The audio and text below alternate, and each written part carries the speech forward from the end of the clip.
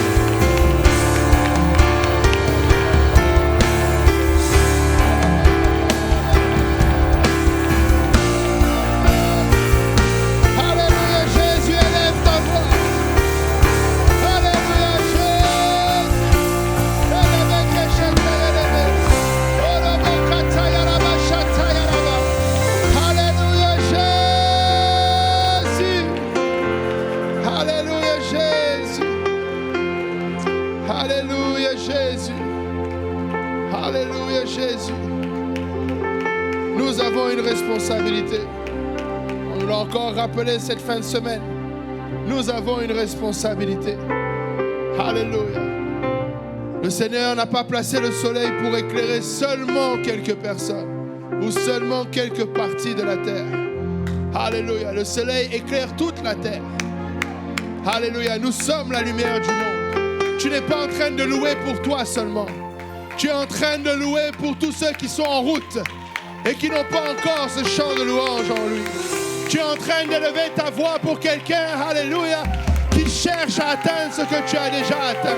Tu es en train d'élever un parfum d'une agréable odeur devant Dieu, pas seulement pour toi, mais aussi pour ton voisin qui ne peut pas encore le faire.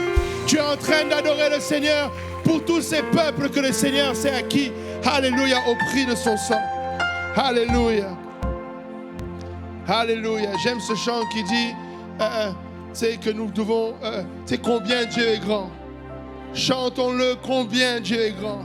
Et tous verront combien Dieu est grand. Très souvent, nous pensons que la louange, ça nous concerne nous. Non, ça ne nous concerne pas que nous. La présence de Dieu, je ne sais pas, c'est pas le temps de prêcher, mais Dieu a déjà fait pour nous, si je peux le dire ainsi. Et nous avons la révélation de ce qu'il a fait pour nous. Et je prie et j'espère que tu es dans la même situation. Nous ne venons pas ici pour être sauvés si tu as déjà obéi à l'évangile. Tu ne viens pas ici pour avoir la faveur de Dieu, tu l'as tous les jours avec toi. C'est pourquoi nous vivons une vie de sanctification, nous prions, nous jeûnons pour cela. Mais lorsque nous venons ici, nous venons faire un travail pour que le ciel sache qu'il y a un peuple de Dieu sur la terre. Pour que la terre sache qu'il y a un Dieu de refuge sur cette terre.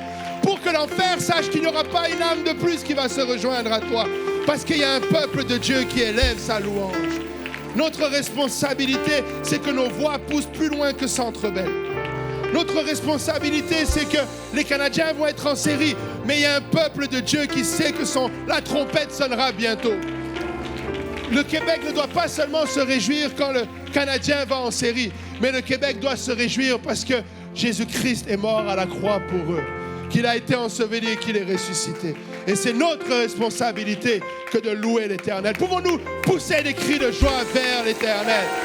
Alléluia Jésus! Alléluia Jésus!